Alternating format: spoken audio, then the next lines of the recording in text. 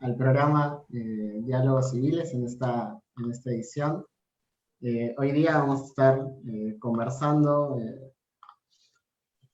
acerca de un tema un poco mezclando, digamos, lo lúdico con con la reflexión académica. Y la idea, bueno, va a ser un poco a propósito de los videojuegos, conversar o tocar algunos temas que resultan relevantes de la perspectiva académica en torno a los videojuegos. No es algo extraño, digamos, ya se ha hecho antes, por ejemplo, los movimientos de derecho y literatura, los movimientos de cómic y derecho, o cómic y ciencia política también, ¿no? Hay un desarrollo académico también interesante que trata de encontrar diferentes perspectivas alrededor de eventos culturales o productos de la cultura popular que podrían en principio parecer que no tienen una relevancia para los académicos, ¿no? Pero, sin embargo, existen muchas obras alrededor de estos temas y justamente ese es el propósito de la sesión del día de hoy de Diálogos Civiles. Y para esto contamos con la presencia de 4 expositores. El primero de ellos va a ser Pedro Calvay, quien es abogado de la Universidad Nacional de San Marcos, magíster en Derechos Humanos de la Pontificia Universidad Católica del Perú. También contamos con la presencia de Valery Tarazona, quien es bachillera en Ciencias Sociales, con mención en Ciencia Política de la PUC, máster en Gerencia Pública de la EUSIN Business School. Carlos Infante, quien es licenciado en Ciencia Política de San Marcos, egresado de la Maestría de Buen Gobierno y Sistema Electoral de la Universidad de Piura. Celia Alberti, finalmente abogada de la Universidad Nacional de San Marcos, maestrista en la Maestría de Gestión Pública también de San Marcos. Sí, en ese sentido, entonces, conforme a lo que hemos ido comentándoles, vamos a dar inicio a esta sesión especial de Diálogos Civiles con Pedro Calvay. Te cedo la palabra, Pedrito. Carlos, muchas gracias por la gentil invitación.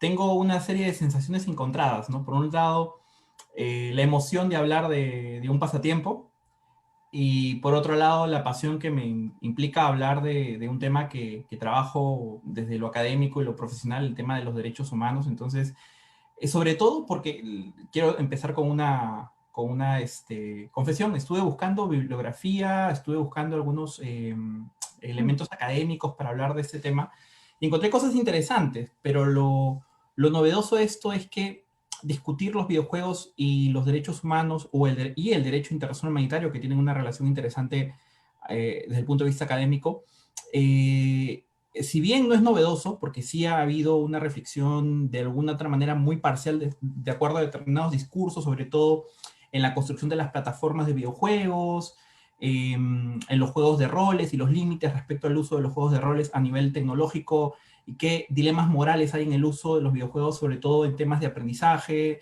o también incluso de enfermedades psicológicas, también eso hay que decirlo, ¿no? Pero poco hay sobre cómo los videojuegos pueden usarse como una herramienta metodológica. Y yo quiero centrarme solamente en el poco corto tiempo que tengo, y quería compartirles una pantalla, así, una presentación muy breve que he hecho sobre este tema.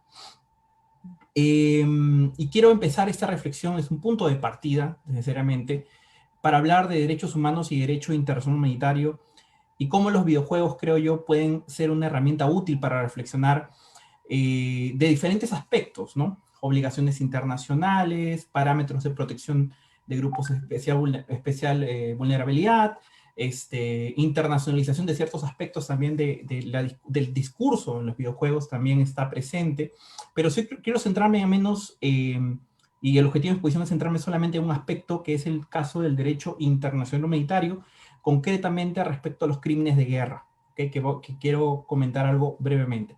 Primero, para empezar, yo creo que los videojuegos han dejado de ser solo un tema de niños, ¿no? Empezaron cuando empezó Atari, o cuando empezaron los primeros videojuegos arcades, los primeros videojuegos de roles, incluso cuando se creaba incluso la computadora en los años 80 y 90, nadie pensó, digamos, que esto iba a ser un tema que iba a involucrar a los adultos. Inicialmente esto empezó como un juego de niños, como un tema lúdico simple y llanamente para la pérdida digamos, para el pérdida de tiempo, en otras palabras, se podrá decir de una manera muy coloquial, ¿no? Pero en realidad la idea era distraernos, ¿no? Pero luego los videojuegos en nuestras vidas han empezado a tener un rol cada vez más interesante, incluso se han convertido en una industria, y esto seguramente ustedes van a comentar, que pues han llegado al nivel de, por ejemplo, ya hablando en materia respecto a derechos humanos, que incluso la Cruz Roja Internacional, desde el año 2013, ha tenido comunicaciones formales con las empresas de videojuegos para poder discutir cómo comprometer las obligaciones internacionales en el discurso de los videojuegos y las historias que hay detrás de los videojuegos. Incluso, recientemente, la Cruz Roja Internacional hizo un convenio con este juego muy famoso, creo que se llama, yo no lo juego en realidad, pero es muy parecido a Free Fire, ¿no? Para hacer un curso de aplicación del derecho internacional humanitario para militares y policías, usando el juego. A ese nivel ya hemos llegado y ya se está usando videojuegos para la capacitación de miembros de las Fuerzas Armadas. Ni qué decir en los cursos de capacitación de los militares, en las Fuerzas Armadas más importantes del mundo, ya los videojuegos y los software, sobre todo de roles, son usados para los ensayos de operaciones militares, ¿no? A ese nivel ya hemos llegado, pero para llegar a ese punto ha habido, digamos, una evolución importante. Los videojuegos ya dejaron de ser un tema de niños. Los juegos de roles, los juegos arcade, los shooters, que es sobre los que me voy a centrar, creo que hay un esfuerzo cada vez mayor de significar la realidad, ¿no? Y colocar a los jugadores en la toma de decisión cada vez mayor, una toma de decisión cada vez mayor en la historia detrás de los videojuegos. Inicialmente no era esa la idea de los videojuegos, simplemente era abstraernos de la realidad, y al día de hoy hay un esfuerzo cada vez mayor a nivel tecnológico, a nivel de incluso el software, de ponernos en situaciones cada vez más reales, ¿no? Incluso la realidad virtual, interactuando con estos juegos, ahora pues nos tocan en la posición de tomar decisiones y poder cada vez más sentir lo que es la realidad de un videojuego, ¿no? Pero yo creo tres reflexiones puntuales sobre ese tema que creo que son importantes. Hay muchas más, pero quiero centrarme en tres. Primero, que yo creo que los videojuegos pueden servir al aprendizaje de los derechos humanos. De hecho, ya lo están siendo de una u otra manera dentro de la capacitación que se hace en el ámbito del derecho humanitario. Por ejemplo, ahí se está incorporando en los cursos y en las capacitaciones. Pero creo que acá hay un tema que no se ha utilizado y debería empezar a ser utilizado, es en la estrategia pedagógica de la enseñanza de derechos humanos, no a militares, no a miembros de las Fuerzas Armadas, sino a los estudiantes de derecho concretamente y en general los estudiantes universitarios, ¿no? Y por qué no decir los estudiantes de la educación básica. Porque hay herramientas lúdicas y las herramientas lúdicas son más valiosas a veces para el aprendizaje de derechos humanos que incluso una clase de 2 horas o incluso esta misma conferencia de la cual estoy hablando, que si quiero tuviera la herramienta del PlayStation y pusiera algunos ejemplos del juego, creo que nos tiraríamos horas hablando del tema, pero no es el propósito. Pero es un ejemplo, ¿no? De que creo que los videojuegos pueden ser tranquilamente útiles para esto. Otro objetivo, yo creo que los videojuegos pueden servir en la construcción de la memoria histórica sobre las tragedias de los conflictos armados. Los conflictos armados de la Segunda Guerra Mundial, la Guerra Fría, incluso los conflictos armados no internacionales surgidos en Ruanda, la ex Yugoslavia, Sierra Leona, son algunos escenarios donde pues, los videojuegos han empezado a escenificar muchas historias, muchos desarrollos históricos. Call of Duty es uno de esos juegos, Medal of Honor fue uno de los primeros que empezó a hablar de esto. Y de manera muy reciente yo creo que hay un compromiso cada vez mayor de esto en los recientes avances en los juegos que hablan sobre la historia y los momentos más claves de la historia de la humanidad. Y sobre todo hay una evolución, vamos a hablar en un momento, de cómo el discurso ha ido cambiando. Antes la idea era que revivamos los hechos, ahora es que revivamos los hechos y reflexionemos un poco más sobre eso. El caso del Battlefield 5, que es un juego muy interesante, que coloca al jugador en la posibilidad de ser un general nazi, un soldado afrodescendiente francés, o que te coloca en la posibilidad de ser parte de la resistencia noruega contra la invasión nazi. Entonces son historias que no han sido contadas, incluso propiamente en los textos, pero que los videojuegos ahora están utilizándolo como oportunidades para hablar de historia, pero también para reflexionar sobre el rol de la memoria histórica en la construcción de derechos humanos. Y finalmente, bueno, un tema que creo que es importante es la reflexión crítica sobre el uso de nuevas tecnologías, ¿no? Cada vez más el uso de las nuevas tecnologías en el marco, sobre todo, de los conflictos armados, es un tema cada vez más recurrente, ¿no? Juegos como Call of Duty, concretamente, incluso los juegos que hablan de escenarios de shooter, sobre todo de escenarios cada vez más ficticios, ¿no? De mundos paralelos como Wolfenstein, mundos paralelos donde supuestamente no están reflejados en la realidad, la historia de la humanidad. Hay un uso cada vez más de uso de herramientas tecnológicas para hacer la guerra, drones, hackeo y diferentes herramientas que ahora, al día de hoy, son interesantes ver cómo el derecho internacional y el derecho internacional humanitario está cada vez más discutiendo el uso de estas herramientas en el ámbito de las obligaciones de protección en los conflictos armados de índole internacional como no internacional. Entonces, y entrando en materia, también, o sea, los videojuegos y los derechos humanos tienen relaciones, yo creo, en el aspecto del derecho internacional humanitario, siguiendo estos objetivos, y en el derecho internacional de los derechos humanos. En esos dos ramas del desarrollo del derecho internacional público, creo que hay aspectos actuales que se están discutiendo en los videojuegos. Por ejemplo, en el ámbito del derecho humanitario, el tema de los medios y métodos prohibidos de hacer la guerra, hay una discusión interesante, aunque uno pensará, pues, pero los videojuegos se puede hacer de todo, aparentemente. Y si uno reflexiona un poco en la historia de los videojuegos, no me refiero en los juegos multiplayer, sino me refiero en la historia, cuando el juego empieza con esas partes, digamos, de la historia del videojuego, uno va a encontrar pues que hay discusiones sobre métodos y medios prohibidos, sobre protección de la población civil y sobre crímenes internacionales. En el ámbito de los derechos humanos también discriminación, pobreza, exclusión son temas también tratados, pero al menos yo creo que un tema contingente a ambos ramas del derecho internacional público que son tratados en los videojuegos es el tema de los crímenes internacionales. Y de hecho, los esfuerzos que les comentaba al inicio que ha hecho la Cruz Roja Internacional sobre este tema ha tratado esencialmente sobre cómo cuál es el discurso que hay en los videojuegos sobre los crímenes internacionales y cuál, digamos, debería ser, digamos, el rol de las beligerantes en el marco del uso de la fuerza y en el marco de los conflictos armados internacionales como no internacionales. Bueno, de los crímenes internacionales existentes, hay 4 tipologías que están en el Estatuto de Roma de la Corte Penal Internacional. Yo solamente me voy a referir a una, que es los crímenes de guerra, pero en realidad el genocidio, los crímenes de lesa humanidad, los crímenes de agresión son tipologías de crímenes que también se abordan en videojuegos de alguna u otra manera también. Pero los crímenes de guerra son los que hay mayor recurrencia de discusión, sobre todo porque la mayoría de videojuegos que jugamos, ¿no? Hablan sobre conflictos armados. De hecho, ahí vemos cómo se usa la fuerza y cuál es, digamos, la aplicación del derecho internacional en esos supuestos, ¿no? Crímenes de guerra, esencialmente. Concretamente, los crímenes de guerra son cualquier violación que implica obligaciones de protección en el marco del derecho internacional humanitario. Y el derecho internacional humanitario, en palabras sencillas, es ese derecho, es una rama del derecho internacional público cuyo objetivo es hacer o humanizar los conflictos armados.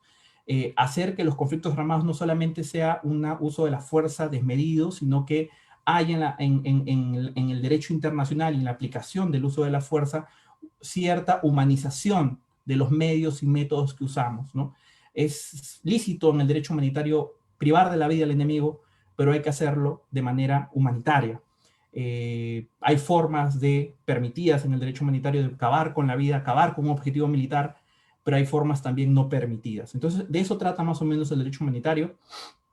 Y lo interesante es que en los videojuegos ha habido diferentes discusiones sobre estas obligaciones que han ido para bien y para mal, ¿no? O sea, por ejemplo, en el ámbito de unas obligaciones que tienen que ver con crímenes de guerra, sobre todo, obligaciones en el marco del derecho humanitario, el tema de la población civil es un tema que tiene un abordaje por momentos cuestionador, digamos, de que eso está mal, porque asumimos que a la población civil, en cualquier sea el marco, sea que estemos en un conflicto armado internacional o no internacional, entendemos que hay una protección especial desde los convenios de Ginebra que implica de que no se debe promover ataques contra la población civil por regla general. Se pueden atacar objetivos militares, es lícito, y puede haber, digamos, bajas civiles si un objetivo militar lo justifica, pero ese objetivo militar esas bajas civiles deben ser mínimas, eso lo permite el derecho humanitario. Por regla general hay una protección especial, pero en casos especiales donde estemos frente a un objetivo militar lícito, por ejemplo, tenemos un hospital y la cúpula de este movimiento terrorista está en el hospital refugiado y hay población civil alrededor, entonces tenemos que usar criterios de proporcionalidad para saber si el objetivo militar demanda el esfuerzo de la guerra y mínimamente reducir las bajas civiles, o sea, si es lícito, si es lícito. Y en el ámbito de los videojuegos hay una dicotomía, si ven en la foto que les he puesto, habla sobre una parte de este videojuego, Call of Duty, que habla casualmente de un momento de esta historia donde se ejecuta una población civil, ¿no? Pero bueno, creo que me estoy pasando. Vamos a ir hablando de estos temas, pero la población civil está discutida ahí, prisioneros de guerra también, bienes culturales también se habla de esto, de hecho ojalá de repente más adelante hablamos de esto, métodos, uso de armas nucleares, uso también de armas químicas, también son tratados en los videojuegos. Pero bueno, vamos a ir conversando eso. Lo cierto es que, insisto, por un lado, hay como tímidas referencias a que implican obligaciones internacionales en algunos juegos, y hay en otros, pues, como un juego muy controversial, con eso de repente cierro, que es el Call of Duty, creo que es el Modern Warfare 1, no estoy seguro, donde uno asume un rol de un terrorista y tiene que ametrallar a gente en un aeropuerto, y las ametralla. O sea, te dan el rol para que tú ametralles. Si no ametrallas, no avanzas en el juego. Entonces, ahí, por ejemplo, hay cosas bien controversiales, pero en la mayoría de casos, al menos la discusión respecto al derecho humanitario y las obligaciones generales, más o menos hay una discusión interesante y en la mayor medida hay una mayor conciencia, sobre todo porque ahora la Cruz Roja Internacional, por ejemplo, está muy comprometida con estos esfuerzos. Bueno, hasta aquí, a esta primera parte. Disculpen si me extendí un poco del tiempo. Marito, muchas gracias por tu participación. De hecho, sí, en esa parte del Call of Duty Modern Warfare 1 es bastante peculiar, y no se puede evitar justamente. Pero bueno, ya conversaremos sobre eso más adelante. Bueno, le cedemos la palabra ahora a Valerie Tarazona para que nos comente un poco acerca de lo que es y disponible. Hola, ¿qué tal? Buenas noches a todos y todas. ¿Me escuchan? ¿Sí? ¿Sí? Sí, perfecto. Sí, bueno, hoy muchas gracias, Carlos, por la invitación. En verdad, me ha gustado mucho. Quiero saludar la exposición de Pedro, ¿cierto?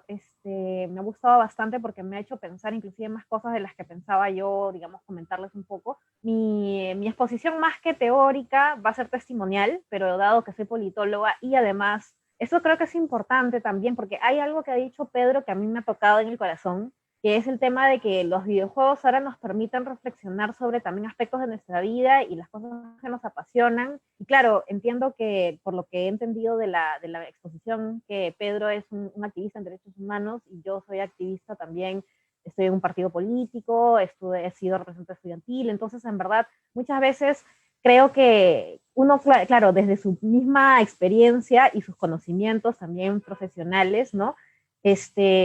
Proyecta, ¿no es cierto?, cierto tipo de lecturas, y esto es me parece muy interesante y efectivamente creo que es algo que recoger de lo que ha dicho Pedro. Y por eso voy a comenzar un poco con algo testimonial, ¿no? Yo en realidad el videojuego del que voy a hablar no lo he jugado directamente, no lo he visto, he tenido una experiencia bien extraña con este juego porque yo en el 2004, cuando estaba en cuarto de secundaria, conocí este juego gracias a la revista Suboy, pues no sé si todos se acuerdan de la revista Suboy, que te venía pues tu revista y tu CD, y entonces yo estaba en Arenales y me pareció interesante, vi estas imágenes de este videojuego, ¿no? Y que, bueno, a mí siempre me ha atraído mucho la naturaleza y todos estos temas, pues medio que ahora se le dice pachamamistas, ¿no? O sea, como que de la naturaleza, la tierra y esas cosas, entonces me pareció interesante.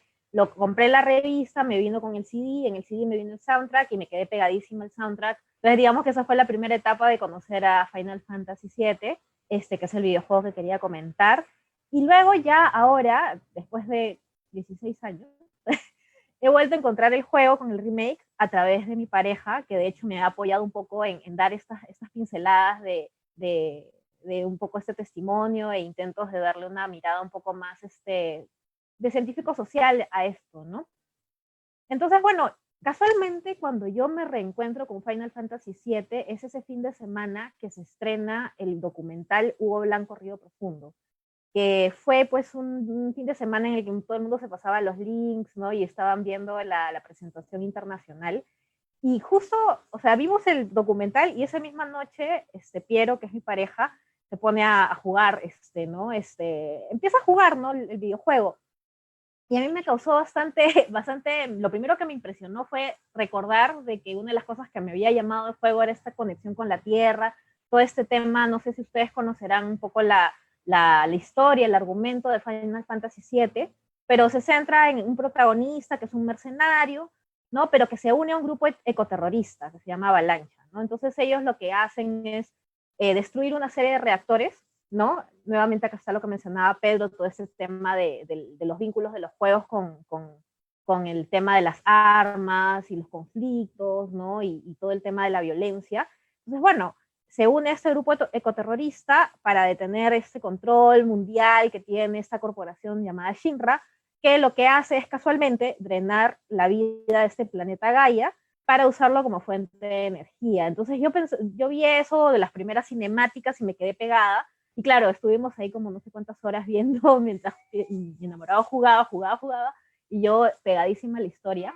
Y luego ya, bueno, no he visto todo, porque entiendo que es un juego súper largo, además que la franquicia de Final Fantasy es súper compleja, tiene historias recontra densas, pero digamos que lo que yo me quiero centrar es en precisamente ese tema que a mí me ha tocado bastante también como activista y también en reflexiones más políticas, ¿no? Entonces, claro, yo me puse a pensar un poco también vinculándolo con el tema del documental de Hugo Blanco, es este tema de la autodefensa, ¿no? Este tema de la reflexión sobre qué tan legítimo es, digamos, usar la violencia para, digamos, defender ciertas causas, ¿no? Porque finalmente este grupo Avalancha al que se une el protagonista del juego Final Fantasy VII es nada más y nada menos que una guerrilla urbana, por llamarlo de alguna manera. Todos están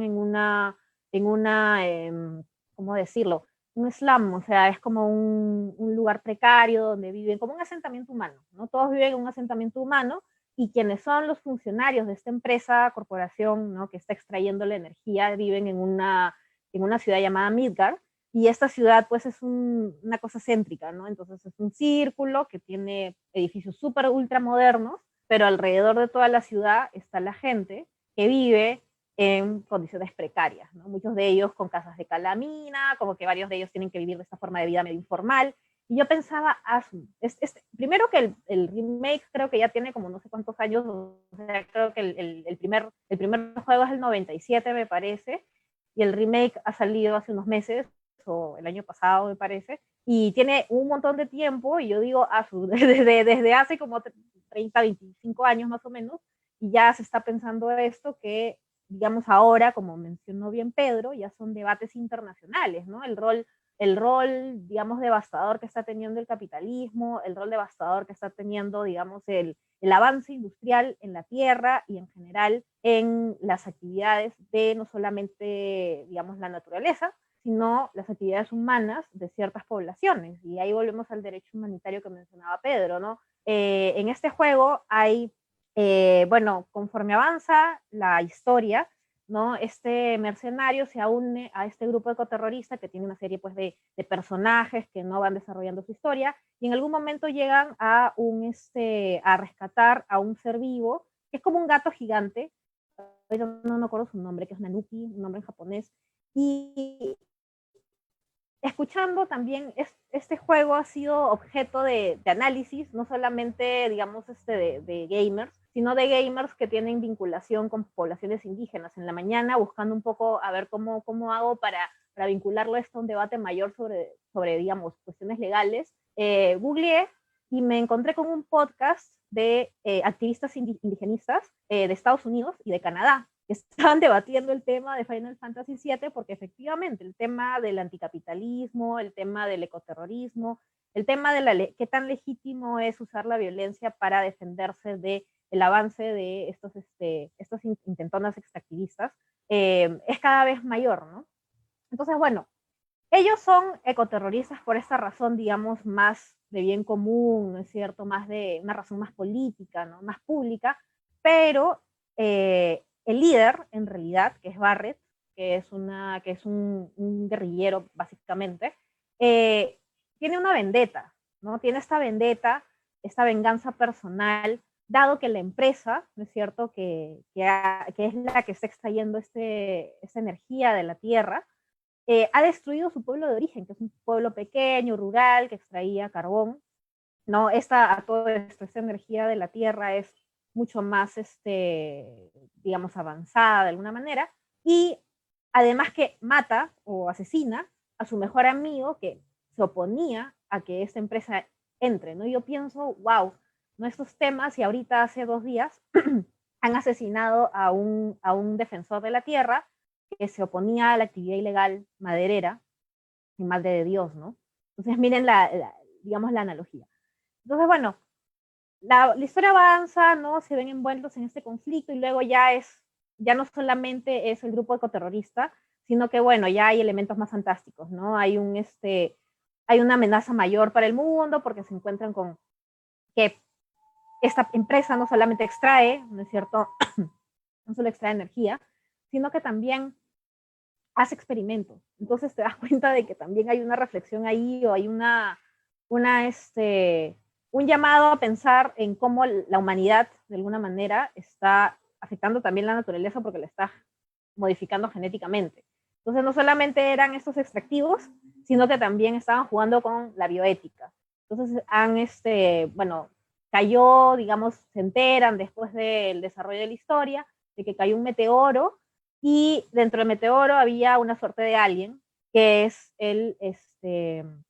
la que de alguna manera quiere destruir a la Tierra, ¿no? Es un ente que quiere destruir a la Tierra y que sus genes lo han ingresado en el antagonista principal, ¿no? Que es este señor Sephiroth. En todo caso, me parece que ese es el plot, digamos, ¿no? Principal de la historia, ¿no? Y hay algunos temas que yo saltaría, ¿no? A colación a propósito de este debate internacional también, ¿no? Primero, estas reflexiones que ya hay en la esfera académica y pública en general entre la espiritualidad, ¿no? Esta suerte de conexión que tenemos con la Tierra, pero también el rol de la tecnología, ¿no? La relación entre los seres humanos y la naturaleza y el ecosistema, ¿no? Todo este tema más internacionalista de la defensa del medio ambiente, que está movilizando a mucha gente alrededor del mundo, ¿no? Pero también que en algunos casos tiene bastantes vertientes, ¿no? Tienes por un lado la gente que lo enfoca, ¿no? Principalmente en la actividad económica, mientras que hay otras tendencias que lo conectan más con, digamos, el lado espiritual, ¿no? Que algunos llevarían inclusive hippie, ¿no? De que estamos todos conectados con la tierra y que hay un elemento más cultural, ¿no? Que económico, ¿no? Eso es por un lado, ¿no? Y a eso nos puede llevar también la reflexión. En el caso del juego, tienen esta cuestión de plantear una población ancestral llamada los Cetra, ¿no? Que es esta idea que hace referencia a muchos mitos, digamos, también culturales de la humanidad, ¿no? Como la idea que descendemos de una raza que está más conectada precisamente con la naturaleza y que es a propósito, ¿no? De que el ser humano decide realizar actividades económicas y sedentarizarse, ¿no? Que empieza a desequilibrar esta suerte de balance, ¿no? Esta suerte de balance con la naturaleza y con el rol que tiene, ¿no? Inclusive, en este podcast que escuchaba, y espero poder luego pasar los links porque era un podcast muy interesante, te planteaba pues de que inclusive hay corrientes que ya empiezan a pensar en el ser humano como un virus, ¿no? En el ser humano como un virus que hay que eliminar y que, bueno, digamos, es un radicalismo que ya no está centrado en el ser humano, sino que empieza a pensar pues ya de que de repente somos nosotros los que estamos mal en la Tierra, y que inclusive, no sé, cierto que algunas corrientes veganas también llegan a ese tipo de reflexiones, ¿no? Y bueno, otro aspecto, ¿no? Es otra tensión, ¿no? Que me parece Final Fantasy VII permite reflexionar, es el tema de la gobernanza, ¿no? Es decir, la relación entre la colectividad y el individuo y el poder, ¿no? Esta posibilidad de autogobernarnos o gobernarnos entre nosotros, ¿no? Y sobre todo el tema de la resistencia frente a formas de gobierno con las que no estamos de acuerdo, ¿no? Y todo el tema, volviendo a lo que les decía que me inspiró a pensar en estos temas, que era el documental sobre Hugo Blanco, ¿no? Hugo Blanco es un líder histórico y que finalmente él también en algún momento se podría haber denominado pues para ciertas personas o ciertas corrientes de pensamiento como que él hubiese sido un terrorista, cuando en realidad su resistencia digamos, ciertos embates de las fuerzas del orden, ¿no? En los 60, el levantamiento de la toma de tierras, ¿no? En la convención, ¿no? Para la gente en su momento hubiese sido calificada como terrorismo, cuando en realidad lo que él cuenta en ese documental, y que lo recomiendo a todo el mundo que lo vea, es que, claro, era la única salida que ellos tenían, ¿no? Entonces, digamos, ese podría ser un extremo, digamos, o un punto de partida de la autodefensa. En el caso del juego, se trata pues de una suerte de vanguardia, de un grupo de personas que, si bien viven precarizadas, no es que, digamos, la empresa haya ido de frente a afectar sus formas de vida directamente, ¿no? No son poblaciones indígenas, por decirlo de alguna manera, son poblaciones urbanas, pero que han tomado conciencia porque en el caso de este líder, ¿no? De Barrett, ha afectado a una persona de su entorno muy cercano y lo han eliminado, ¿no? Pero más allá de eso, no hay una reflexión mayor, como en el caso, por ejemplo, de Hugo Blanco, que sí tiene pues todo su desarrollo en el documental y en general es muy reconocido, este desarrollo sobre que, claro, si a ti te atacan y no tienes otra opción, porque finalmente ya no solamente se trata de un tema de legitimidad, sino que es inclusive legal que te ataquen. Estamos hablando de los 60 y de este contexto de levantamiento en las tierras, ¿no? en las zonas rurales. Pero en el caso del juego, estamos hablando de otra conformación, otra reflexión, ¿no? Y en el caso de, finalmente también, la tercera tensión que quiero plantearles, ¿no? Es el tema de la deontología y la psicología, ¿no? Que es algo que, revisando otras fuentes, ¿no? Que han analizado este videojuego, me da la impresión de que la completa franquicia de Final Fantasy hace mucha referencia a la muerte y la pérdida, ¿no? Es decir, a esta cuestión de la inestabilidad mental y emocional, el trauma que te genera, no solamente la conflictividad social, ¿no? Sino también cómo esa conflictividad social y los procesos sociales involucrados, como en el caso, por ejemplo, de ese señor Barrett, que les he comentado varias veces, que es el líder de este grupo ecoterrorista, de haber perdido, ¿no es cierto?, de haber perdido a un ser querido, ¿no? También es el tema de que este chico, Cloud Strife, que es el protagonista, es finalmente, primero que con él hacen experimentos, ¿no? Le borran la memoria. Él pierde a uno de sus mejores amigos digamos, no la oposición a la empresa, sino que la empresa era inicialmente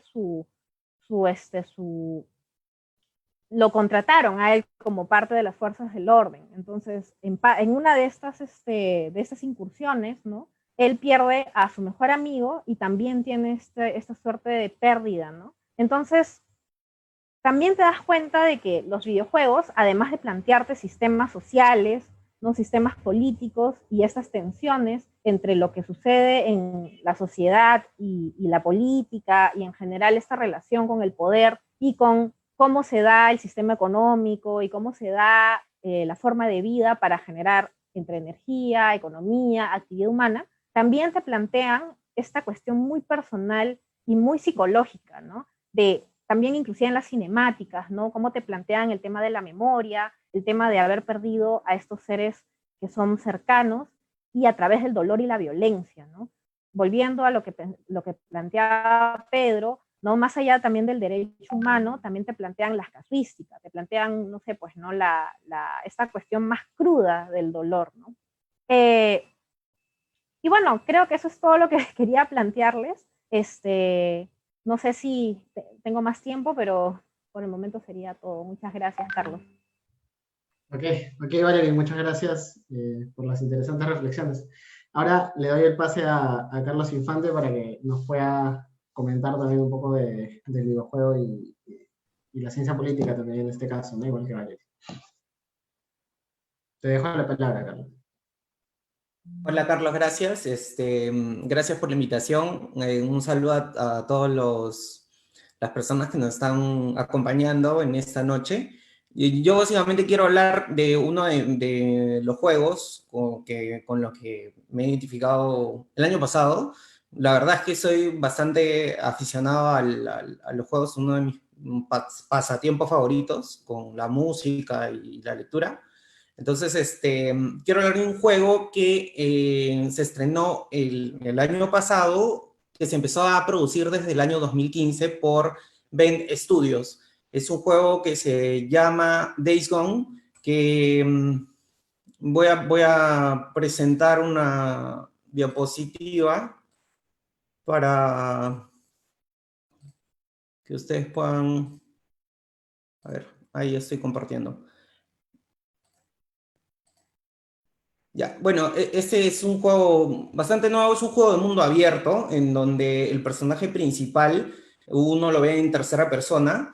Es un juego que a mí en realidad me gustó bastante. Este señor es Deacon St. John, que es el protagonista, pues, de este juego. Es un motero básicamente americano, y se contextualiza este juego en una pandemia de zombies. O sea, la gente de pronto empieza a enfermar, se mueren y se convierten en zombies, que son conocidos en el juego como freakers.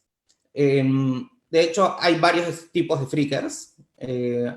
Estos son uno de los más polémicos, que son los newts, que son zombies, que son niños que se convirtieron en zombies y que, bueno, en parte de la dinámica del juego los tienes que matar porque si no te comen y comen a tus compañeros. No voy a contar un poco la trama porque de hecho no quisiera dar adelantos a aquellas personas que de repente les interese jugar este juego. Luego están los runners, que son básicamente lobos que se convierten también, que adquieren este virus y que te atacan dentro de las carreteras, ¿no? Cuando Deacon St. John va con su moto, eventualmente sufre el ataque de ciertos runners y tiene que matarlos, ¿no? Dispararlos o enfrentarse con ellos y acuchillarlos. Luego están los screamers, que son básicamente son mujeres que se convierten en zombies y gritan mucho, y su sonido es tan ensordecedor que básicamente puedes perder el control de la situación en ese momento, y en el momento que lo recuperas, de pronto tienes a otros zombies cerca, estos de aquí, y por lo menos aparecen 4, y con esos 4 te tienes que enfrentar aparte del screamer. Y básicamente tienes que matar a los 5 porque si este screamer vuelve a gritar, aparecen 4 más. Bueno, luego está este pequeño osito que también es un osito contaminado que para matarlo también uno se demora mucho. Luego están los breakers, que son tipos gigantes, ya tratados genéticamente. Ya después voy a explicar por qué. Y finalmente estos últimos, que son los Richards, que son zombies que corren muy rápido y tienes que estar muy atento para poder matarlos, ¿no? De hecho, te pueden agarrar de sorpresa en cualquier parte del camino. Lo interesante de este juego es que es un juego de mundo abierto. O sea, tienes la posibilidad de ir a donde quieras en el juego. De hecho, hay nidos en varias partes del juego. Eventualmente no es bueno a veces acercarse a los nidos. El objetivo principal a veces es quemarlos, ¿no? Pueden haber nidos de freakers, como en la parte de abajo de la imagen, como que pueden haber nidos de aves también infectadas, y las aves también te atacan eventualmente. Adicionalmente, en este mundo hay otro grupo importante que le dicen hordas, ¿no? Las hordas de freakers normalmente se esconden en el día, se esconden como que hibernan, y en las noches salen, ¿no? Por eso el protagonista normalmente procura no salir de noche en este mundo, porque en la noche estos freakers van de un lado hacia el otro, y estamos hablando de hordas que van desde 50 hasta 400 freakers con los que te tienes que enfrentar. Ese es el mundo de Days Gone. Básicamente le he volteado un poco la imagen, pero sobre todo ese mapa uno puede andar con la moto. Y en el mapa pues hay diversas locaciones. Uno es el campamento de Copeland, que es uno de los primeros campamentos. Es importante aquí mencionar porque Copeland es quien dirige este campamento y tiene una radio, que es Radio Libre Oregon, que el protagonista, mientras está en la moto, escucha esa radio. Y en esa radio uno escucha un montón de mensajes, ¿no? Es importante lo que habla, porque de verdad uno puede analizar el discurso de Radio Libre Oregón, en donde hace denuncias al gobierno federal. Él dice que el gobierno federal tiene la culpa de todo lo que está pasando, que ellos justamente han recortado varios derechos a la población antes de que suceda lo que finalmente sucedió en el mundo, y principalmente en Estados Unidos. Y el campamento de Copeland, pues, resalta todos esos valores americanos de la libertad, ¿no? Y bueno, son nacionalistas hasta las patas. Uno cuando entra en el campamento encuentra banderas americanas por todo lado, y en cierta medida tienen algún tipo de discursos anticapitalistas, ¿no? Contra el consumo.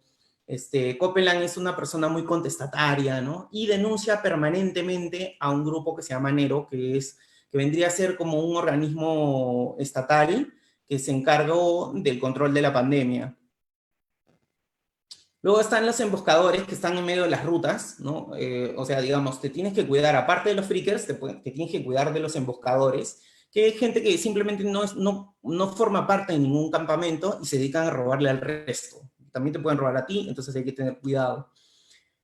Y luego están los campamentos de enero. Los campamentos de enero son los campamentos federales. Cuando empieza a correr toda esta pandemia, pues Nero empieza a construir estas especies de campamentos en donde empiezan a tratar a la gente que quiere escapar de sus zonas. A todo esto el gobierno empieza a controlar de pronto los caminos, las salidas, empieza a controlar el uso de armas, el uso de drogas, entre otras cosas. Al final, digamos, la cosa se sale de control y varios de estos campamentos, todos los campamentos, perdón, que están dentro del mapa, finalmente, Deacon St. John entra a varios de estos y se da con la sorpresa de encontrar diversas grabaciones y varios elementos que sirven para el desarrollo de la trama del juego. Luego hay otros campamentos, ¿no? Como el de Hot Spring. Es un campamento en donde lo lidera Ada. Ada es una señora mayor, y bueno, es un campamento en realidad bastante pacífico, ¿no? O sea, la gente normalmente se agrupa en estos campamentos, mientras que el de Copeland manejaba un discurso muy nacionalista. Aquí un poco más la seguían a la señora Ada, ¿no? La señora Ada tenía un liderazgo básicamente que se sustentaba en su edad, y bueno, y que era dueña de todo ese territorio. Luego está el de Iron Mike, que es similar al de Ada, pero tiene una mayor capacidad organizativa, tiene más territorio, dicho sea de paso, el campamento es mucho más grande, tiene mayores elementos, uno puede arreglar su moto, puede comprar armas. Es importante porque, digamos, para generar mejor el relacionamiento entre un campamento y otro, lo que uno tiene que hacer es cumplir misiones, que es básicamente matar a emboscadores, por ejemplo, o matar freakers, y llevar sus orejas. Las orejas en ese mundo valen como el dinero. Luego están los RIP. Los RIP básicamente son como una especie de grupos medios, son desadaptados sociales, ¿no? Hay gente que se droga, que quiere ser como los freakers, que quiere ser como los zombies, y básicamente tienen un discurso bien, aparentemente hasta nihilista, no se hablan de la mente, de liberar la mente. Entonces, es importante, por ejemplo, analizar todo ese discurso que ellos tienen. De hecho, hay más de media hora de audios sobre los discursos que ellos ponen en sus campamentos. Y eso es muy importante, ¿no? Le llaman los discursos a los cultos de la muerte. Luego, finalmente, aparecen estos últimos campamentos, que uno es el de Diamond Lake y el otro es de la isla de Wizard, en donde son campamentos militarizados. O sea, estamos hablando de otro tipo de organización, no se organiza la gente después de este apocalipsis, como en los otros campamentos, sino se organizan militarizadamente, ¿no? Parecen un grupo no tan anarco como el anterior, sino medio fascistas, ¿no? Usan inclusive una banda, se categorizan ellos por cabos, ¿no? A uno le dicen cabo, al otro le dicen sargento.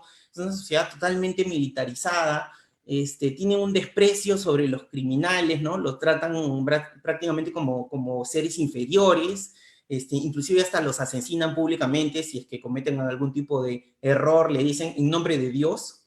Y pero curiosamente pues tienen una apertura hacia el género porque el líder, el coronel Garrett, no quiero spoilear, pero el líder finalmente termina siendo gay, ¿no? Entonces, curiosamente es una sociedad medio extraña porque ellos se organizan bajo un discurso fascista, pero no incluyen los temas de género, ¿no? Entonces es demasiado raro, pero importante ver cómo Deacon St. John termina también relacionándose con este tipo de campamento, ¿no?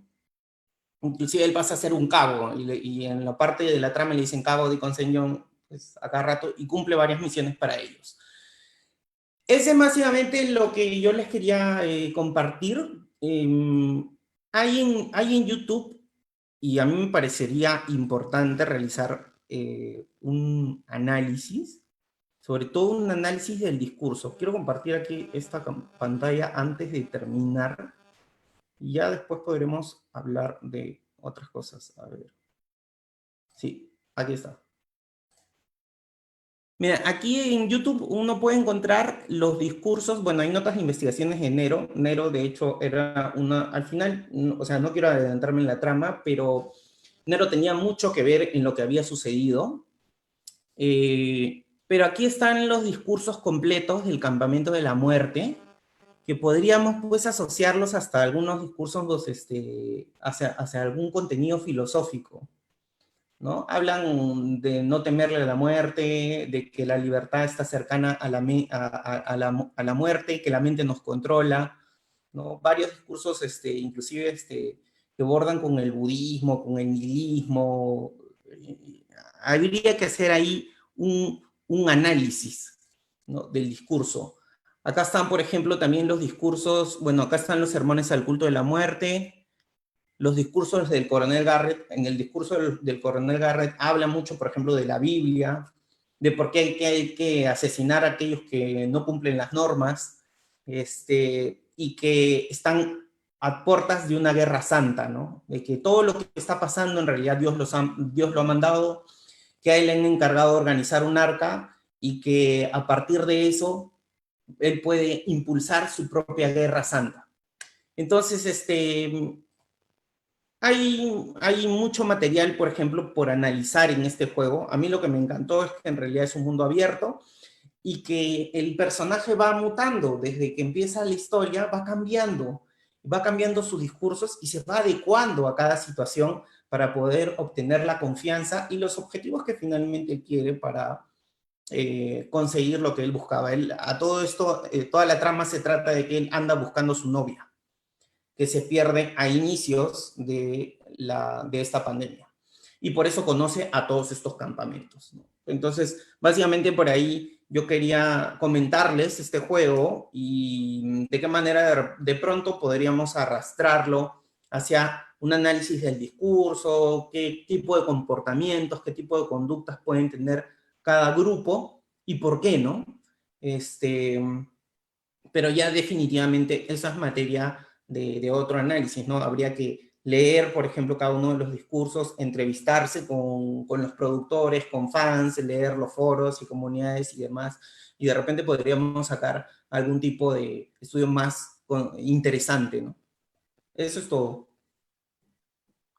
Bueno, muchas gracias, Carlos, por respetar los tiempos y por habernos comentado sobre este interesante juego, ¿no? Este shooter. Nada, bueno, ahora ya para terminar esta primera parte, le doy la palabra a Celia Alberti. Gracias. Primero quiero agradecer la invitación a este espacio y segundo quiero felicitar a los ponentes que me han antecedido. La verdad que han dicho cosas que no había pensado, que no había imaginado que eran tan importantes, ¿no? Todo lo señalado por Pedro Calvá y por Valdri relacionados con los derechos humanos, con el tema del medio ambiente. Y bueno, finalmente también lo que ha dicho Carlos Infante respecto de este juego y de este análisis que se debía realizar respecto del discurso que se da en un juego como este, como Days Gone. Bueno, ahora qué puedo decir que sea de utilidad, ¿no? Un poco para entrar en lo que nos había traído a esta reunión. Empezar contando de manera de preámbulo, de repente que vengo jugando ya videojuegos hace aproximadamente 8 años.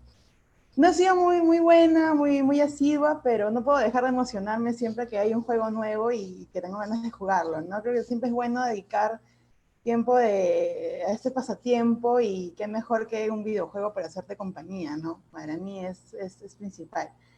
Personalmente me gustan mucho los videojuegos de acción-aventura con toques de horror y obviamente de supervivencia.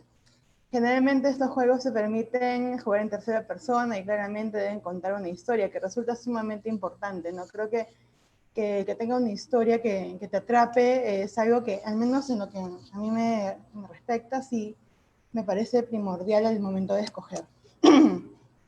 Bueno, ahora sí quiero señalar cuál va a ser el tema central de mi exposición. En este caso he decidido abordar el juego de The Last of Us, tanto la primera parte como la segunda parte que ya se estrenó hace un par de meses, que bueno, voy a hablar sin spoilers, voy a tratar de reseñar algunos aspectos para que me ayuden un poco a lo que quiero decir, a lo que quiero compartir con ustedes y bueno, con la intención de seguirles el paso un poco a mis compañeros que me han antecedido, ¿no? The Last of Us es mi juego favorito, eso debo señalarlo. Cuando salió hace ya varios años la primera parte quedé encantada. Me frustraba mucho porque es un poco complicado el tener que asesinar a tantos, no solamente monstruos, por llamarlos así, que son los zombies, o mejor dicho, los afectados por este virus, sino por tener que matar también a personas, ¿no? Y es algo que hemos visto también en las exposiciones que ya han señalado mis compañeros, ¿no? El hecho de matar personas que no necesariamente son infectados, pero que tienes que hacerlo porque es parte del juego, parte de la supervivencia y parte de lograr el objetivo que te has trazado, ¿no? Entonces aquí surge la primera premisa. ¿Quiénes son los buenos y quiénes son los malos en un videojuego? ¿Hay buenos, hay malos? Podemos señalar que en un escenario post-apocalíptico, el único y más ferviente deseo de los protagonistas es sobrevivir. Eso queda clarísimo. Quiere sobrevivir, no importa cómo, pero quiere seguir viviendo, quiere seguir perteneciendo a este mundo. Y en ese escenario que nos muestran todos los libros, series, películas y videojuegos que encontramos sobre estos temas. No podría enumerarlos con la palma de mi mano, pero podemos decir algunos, por ejemplo, The Walking Dead, que por muchos años se volvió uno de los referentes y como que trajo a la palestra este tema de zombies, ¿no? Tanto en su versión de serie como en su versión de cómic. También una película muy importante y un referente incluso de culto, El Amanecer de los Muertos, de George A. Romero, que es una película que creo que ninguno de nosotros ha podido dejar de ver, al menos a las personas que nos gustan estos temas, Resident Evil, entre otros, ¿no? Pero ¿qué encontramos como factor común en estos juegos, o en estas películas, o en estas series, o en estos cómics? Un mundo desolado. Partimos por ese hecho que la civilización ha sido reducida. Y no tanto como en Days Gone, que si no mal recuerdo, ha pasado 2 años desde que este virus atacó. En juegos como The Last of Us han pasado décadas. La infección, el virus ha desolado la humanidad, ha reducido ampliamente su población. Y en el territorio que se tiene, en que cuenta la historia, en The Last of Us, ya no se tiene vestigios de la sociedad como la conocemos ahora. No hay grandes ciudades con energía eléctrica, no hay cines, no hay películas, no hay concentraciones en conciertos, algo parecido a lo que estamos viviendo en este momento con la pandemia. Pero ¿qué es lo que sí hay, no? Personas tratando de sobrevivir. Personas que buscan día a día seguir viviendo. Ya pasamos una búsqueda de la posible cura. En The Last of Us, este es el tema, el hilo conductor. Pero igual han pasado décadas, entonces solamente nuestros protagonistas lo hacen, pero las demás personas que han sobrevivido están haciendo lo suyo. Están luchando contra la amenaza zombie, tratando de reducir a los espacios de territorio de seres vivos, de humanos que se han congregado y siguen sobreviviendo, ¿no? Podemos apreciar la existencia de pequeñas comunidades de personas que, si bien en la primera entrega ya habían sido vistas, hablando de las sofás, en la segunda parte se aprecia ya un mayor desarrollo de estas, ¿no? La historia también las involucra. Y podemos apreciar también esto en The Walking Dead. En The Walking Dead hay esto también concentraciones de personas y esta lucha de poderes, y a eso quiero llegar, ¿no? ¿Qué tienen en común los grupos de personas o de repente pequeños grupos de personas, no tan pequeños en algunos casos, ¿no? Posiblemente el lenguaje, la religión, definitivamente el territorio. No necesariamente somos testigos en este tipo de historias de que todos hayan empezado en un solo territorio, ¿no? Se ven altos índices de migración, porque las personas han ido moviéndose, buscando espacios en los cuales poder desarrollarse, buscando espacios en los cuales plantar, en los cuales desarrollar la agricultura, en los cuales haya un lugar en el cual puedan guarecerse del frío, de la lluvia. Tal vez una historia en común pueden tener estas personas, ¿no? En este caso ya posiblemente no sea la historia de la creación de la humanidad como la conocemos, en el caso de la teoría del Big Bang, o para los religiosos lo que nos dice la Biblia, sino la historia en común es esta pandemia que ha reiniciado estos prototipos de sociedad, ¿no? Y que los une nuevamente en un sentimiento en común, que es la supervivencia, el lograr sobrevivir. ¿Qué permite este reinicio? Para apoyar un poco lo que estoy desarrollando, estoy basándome de una manera descarada, por así decirlo, en un libro que leí hace un par de años, de uno de mis uno de mis autores favoritos, en este caso es Stephen King. Él escribió Danza de la Muerte, o The Stand en inglés, y luego desarrolló una ampliación de este libro llamándolo Apocalipsis, ¿no? Este libro de más de 1000 páginas que desarrolla el tema de la supergripe. Lo han conectado un poco con lo que ahora está pasando, pero no tiene mucho que ver. No voy a hablar de este libro porque no es lo que nos ha traído a este evento, pero sí de repente en algún momento podemos tener un espacio para desarrollarlo. Es un libro muy interesante. Volviendo a la pregunta que formulé, ¿qué permite este reinicio de la humanidad? Que para este caso no es otra cosa que la naturaleza humana. Es el propio ser humano el que reinicia la sociedad. De repente ya no como la conocemos, porque dependerá de muchos factores, pero sí una sociedad con sus elementos básicos, de repente un territorio, una población. Tenemos que tener en consideración que el ser humano es un animal gregario, social, y finalmente acaba por congregarse. Y ahora, luego de esta congregación, de estos ya no ciudadanos, por llamarlos así, ahora son sobrevivientes, pasamos a la forma del Estado en los que se identificarán. En todas las historias que desarrollan tópicos sobre holocaustos y destrucción encontramos otro punto en común. Es algo muy importante que tomar en cuenta. El surgimiento de un líder en este caso carismático, que conduce a la formación de lo que llamamos de repente una dictadura primitiva. Lo hemos visto en The Walking Dead. Hay un líder que conduce a la población, que busca los fines. Pero ¿qué se puede hacer para que no surja esta dictadura primitiva, este prototipo de dictadura? ¿Qué se necesita?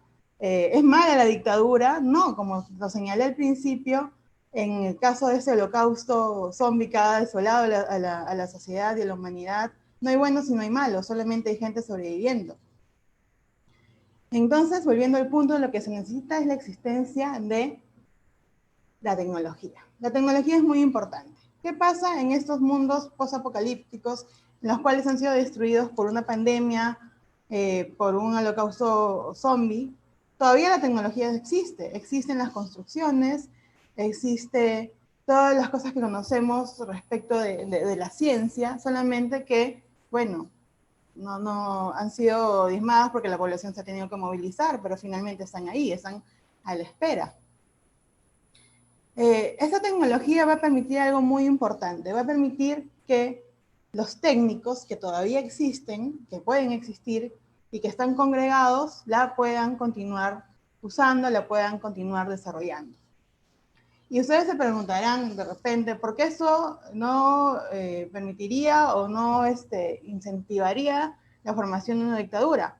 Porque los sobrevivientes, al encontrar un lugar en el que exista tecnología, en el que exista espacios en los cuales poder dormir bajo un techo que los cubra del frío, que los cubra de la lluvia, que los cubra del sol, y que tengan esta tecnología que les permita de repente tener una máquina para tener energía eléctrica o paneles solares, poder desarrollar la agricultura, no van a tener la necesidad de seguir sobreviviendo en términos de seguir luchando, de seguir bregando.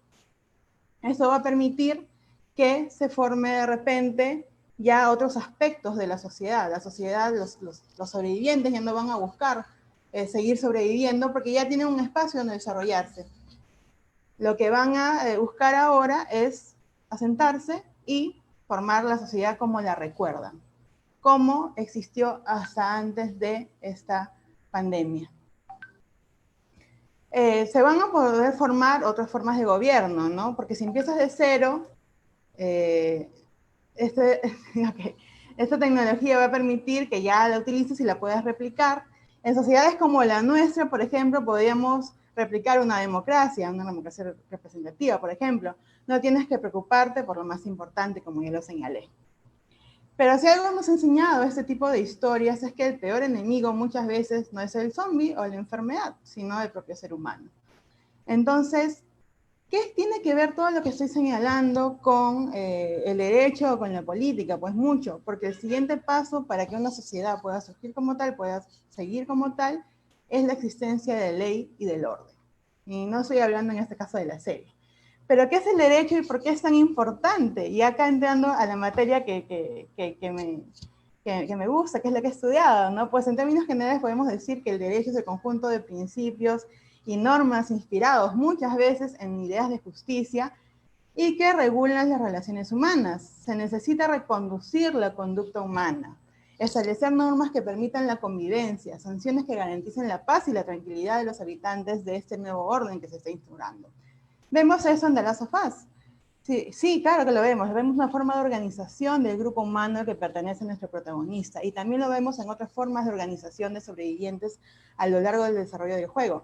Formas de organización que permiten graficar los escenarios que a grosso modo he podido plantear el día de hoy. Y bueno, ya con esto no digo más para no seguir entrando en spoilers, pero era un poco lo que quería señalar. Y bueno, los invito a jugar tanto la primera parte como la segunda parte de este videojuego que la verdad es uno de los mejores que existe desde mi punto de vista nuevamente. Y nada, con esto cerraría mi participación. Gracias. Bueno, muchas gracias a Celia también. Creo que un poco de lo que hemos estado conversando a lo largo de toda esta ponencia, curioso encontrar un hilo conductor por ahí, es el tema de la sobrevivencia, ¿no? Todos, incluso en los juegos de Call of Duty, en Days Gone, en todos los juegos que se han mencionado, en The Last of Us, en Final Fantasy también, hay un poco esta idea de la sobrevivencia, ¿no? Los videojuegos un poco van en la búsqueda de ponernos en estas situaciones límite, que, bueno, al menos desde un punto de vista académico, como bien lo han señalado todos, nos puede llevar a preguntarnos estas cuestiones un poco de que en condiciones normales no podríamos observar, digamos, ¿no? Así, por ejemplo, en The Last of Us, en Days Gone, uno puede apreciar esta situación post-apocalíptica en la cual el mundo como lo conocemos ya no existe y surgen estas dudas válidas de qué hacemos, ¿no? ¿Qué nos podemos encontrar? O en estos juegos también, como Final Fantasy, como Call of Duty, donde uno se enfrenta a estas situaciones que probablemente ninguno de nosotros nunca enfrente de decidir a quién mato, ¿no? En qué bando estoy, si fuera un terrorista, haría esto o no haría esto, en qué punto cruzo esta línea, ¿no? Hablando un poco de Call of Duty Modern Warfare, por ejemplo, la que salió hace algunas semanas, ahí hay una historia también que es el momento en el que es una organización, por ejemplo, pasa de ser un aliado del gobierno norteamericano a convertirse en un terrorista, ¿no? Entonces, es solamente depende de una calificación legal más allá de lo que hagan. Pareciera ser eso un poco la línea, ¿no? Igual ahí, quizá, en torno a estos dos grandes temas que parecieran ser los que más han captado la atención, ¿no? El tema de la sobrevivencia, de qué hacemos como sociedad para organizarnos frente a un momento de crisis, y si son relevantes o no estas reglas, digamos, que existen en atención a los conflictos bélicos que han surgido a lo largo de toda nuestra historia. Un poco podría ir quizá esta segunda ronda para complementar lo que ya se ha ido señalando, ¿no? A lo largo de todo ese tiempo. No sé quién de ustedes quisiera comenzar en todo caso en esa segunda ronda. Quizá Pedrito podría comenzar. Bueno, gracias, en realidad muy interesante la intervención de todos. Yo solo quiero, bueno, hay varias cosas que hay que hablar en realidad sobre el ámbito de los conflictos armados, pero hay unas cosas que a mí me llaman mucho la atención, ¿ya? Porque hay un documental en Netflix sobre los videojuegos, no sé si lo han visto, es extraordinario el documental. Llegan solamente hasta PlayStation 1. No, PlayStation no, llegan hasta antes del PlayStation 1, el Saturn. Pero lo que me interesó muchísimo y me hizo pensar mucho, hablando de los conflictos armados, hablando de los crímenes internacionales, crímenes de guerra, que más o menos he ido comentando en mi intervención anterior, es cómo los videojuegos tratan a la mujer en el discurso, ¿no? Y recordaba mucho este documental de Netflix que decía que inicialmente, por ejemplo, ¿no? La mujer, se crearon videojuegos para mujeres. Por ejemplo, Pac-Man es un videojuego que tuvo su alter ego, que era la Pac-Man mujer, y hizo un Pac-Man para mujeres, ¿no? Esa fue la primera forma, digamos, de alguna manera de pensar en reflexionar sobre cómo hacer esto para que funcione para las mujeres, ¿no? Insisto, de estereotipos de género, evidentemente, asumir que la mujer tiene ciertos roles, y evidentemente tiene que ser un Pac-Man rosadito y con un listón para que funcione, o sea, ese tipo de aproximaciones. Luego, un proceso en el cual la mujer empieza a ser tratada en los videojuegos como un objeto. Es interesante ver, por ejemplo, los videojuegos, sobre todo, donde hay discursos sobre la violencia, ¿no? Eh, y la mujer siempre se empieza a objetivizar. Y en los conflictos armados, es interesante que en todos los aspectos de los crímenes internacionales que uno puede ver en los juegos de guerra, sobre todo de conflictos, la mujer que casualmente, tal como dijo Kofi Annan en el 2007, la violencia contra la mujer la violencia en el mundo tiene rostro de mujer, y evidentemente la mujer es la principal víctima en los conflictos armados. Es interesante cómo los videojuegos no tratan esa temática de la mujer víctima, sino la mujer objetivizada, porque luego aparecen juegos como Mortal Kombat, que aparentemente masculinizan a la mujer para que tenga cierta forma, digamos, de enfrentarse. Mientras más sangrienta es, solamente un personaje mujer había en Mortal Kombat, que era la chinita, ¿se acuerdan? No recuerdo su nombre. No había otro, ¿no? La mujer, para lograr visibilizarse en los videojuegos, tiene que masculinizarse. Tiene que desarrollar ese mismo nivel de violencia. Y en los juegos ya más contemporáneos, por ejemplo, como Call of Duty, por ejemplo, es interesante. Y también otro juego interesante que es muy de los que iban comentando ustedes, sobre todo Celia, el último videojuego, The Last of Us, ¿no? Es bacán como ahí hay un avance más nuevo. Por ejemplo, en Call of Duty hay una figura guerrillera, una mujer guerrillera que es la líder de un movimiento guerrillero que forma parte de este discurso que la mujer se masculiniza, ¿no? Masculinización en su máxima expresión, guerra, guerra, matar, habilidad para matar, el heroísmo se masculiniza, ¿no? Eres heroico en la medida que te masculinizas y ejerces violencia. Pero en la serie de Last of Us es interesante cómo la mujer que asume el rol, digamos, protagonista en Last of Us es una mujer que tiene ciertos roles, pero que rompe patrones de género. Desde el hecho que tiene que sobrevivir sola, no depende de un hombre, ella solita, y toda la historia trasciende a lo que ella hace para sobrevivir, lo que aprendió, digamos, de la anterior serie, bueno, su mentor que falleció. Bueno, disculpa el spoiler sobre el primer videojuego, pero lo siento. Entonces, spoiler. Pero o sea, yo cuidando. Quiero hablar mucho porque la imagen que pusiste en la última, en donde los de la insurgencia toman la embajada de Estados Unidos, te toca matar al niño. Ajá, porque si no, porque si no, no avanzas en el juego. Y es para salvar ni siquiera creo que al embajador, sino a la secretaria del embajador o algo así. Y lo tienes que matar y te dan a elegir. Y en todas las opciones que eliges, que es no matar al niño, que es lo primero que haces, ¿no? Cuando yo lo jugué, lo primero que hice fue no matar al niño y no lo maté como 5 veces. Ya a la sexta entendí que tenía que matarlo para seguir jugando. Entonces, se rompen, claro, los juegos te ponen en ese tipo de situaciones y evidentemente tú tienes que discernir y, digamos, discernes en función a cómo te han formado. Pero, claro, evidentemente te demuestra a la par que hay otro tipo de realidades en donde se vulneran los derechos, en donde, digamos, todo lo que estudiamos a nivel de derecho internacional humanitario simplemente como que queda en el papel y que la realidad a veces te demuestra otra cosa, ¿no? uh-huh. Y es importante, por ejemplo, lo que estás diciendo en temas de género, porque en el caso de Days Gone, ahí sí hay liderazgos femeninos, De hecho, hay profesionales femeninas dentro de las comunidades que desarrollan un papel importante en la trama y en sus propios campamentos. Entonces, bueno, el protagonista es hombre, pero digamos, como que también pudo ser mujer, pero en este caso, bueno, fue hombre. Y a mí sí me llamó mucho la atención, pero más que todo lo que pasa en el juego, a mí más que todo me llama la atención los discursos de los protagonistas, perdón, de los líderes de las comunidades, ¿no? O sea, cómo uno se aferra a los valores americanos, más allá de que el Estado americano simplemente dejó de existir en esa zona, cómo otros se sustentan sobre un liderazgo carismático, cómo otros se sustentan o, digamos, intentan sobrevivir siguiendo a un líder mesiánico casi, entonces, que intenta hacer una guerra santa contra los freakers, y hay que matarlos a todos, y hay que buscar el equilibrio estratégico, porque hay una parte que dice, tenemos que buscar el equilibrio para salir a la... que son términos, pues, importantes para el análisis, y mezclan todo ese tipo de diálogos en el juego. Claro, uno de repente que lo juega así nomás y que no le da una segunda pasada, de repente no se da cuenta,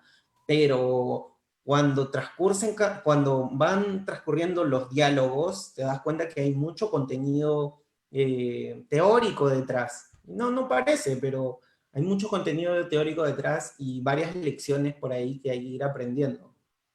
Ahí, a propósito de eso, Y, ay, sorry, quería decir algo. y lo que comentó un poco Pedro de este tema de los roles, tratando de no hacer un spoiler también, en The Last of Us 2, que está un poco complicado, en The Last of Us 2, la historia, digamos, se aleja un poco de Ellie, ¿no? Y te presenta este nuevo personaje de los lobos y todo lo que ella representa.